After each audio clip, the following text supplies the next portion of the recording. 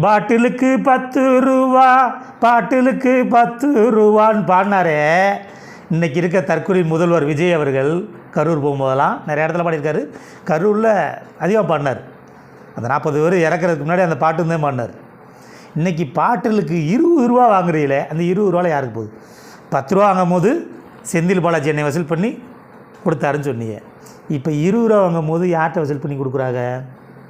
10 ரூபா வரும்போதே முதலமைச்சருக்கு போகுதுன்னா 20 ரூபா வருதுன்னா மோடிக்கும் சேர்த்து போதா? அப்போ நீங்கள் இவ்வளோ என்ன பண்ணுறீங்க? குறைஞ்சபட்சம் 20, சில பேர் 30, 40ன்றா. அப்போ என்ன அடுத்தது?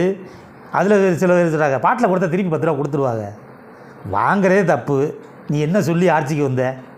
அப்போ நேர்மையாக நீ பில்லை போட்டுலாம் கொடுக்கணும். நீ கேட்டால் அதில் எப்படி பாட்டில் உடையுது, இப்படி உடையுதுன்னு முட்டு கொடுக்குறாங்க. இப்போ அப்போ நீ ஊடகத்தில் பேசும்போது நேர்மையாக இருக்குன்னா எந்த விஷயத்தில் நேர்மையாக இருக்கார்?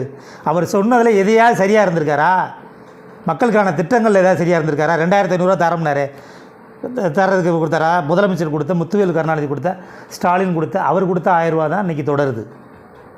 மகளிர் பேருந்து சொல்லி எல்லா இடத்துலையும் பெண்கள் எங்கே வேணுமாலும் ஏறி இறங்கலாம், எல்லாத்துக்கும் அனைத்து பேருந்துலேயும் இலவசம்னாரு. இன்றைக்கி என்னாச்சு? ஏற்கனவே உள்ள திட்டங்கள் தான் தொடருது. தமிழ் புதுவன் திட்டம், காலை உணவு திட்டம், எல்லாமே அதே திட்டங்கள் தான் தொடருது. புதுசாக நீங்கள் ஒன்றும் எதையும் கொண்டு வரலை.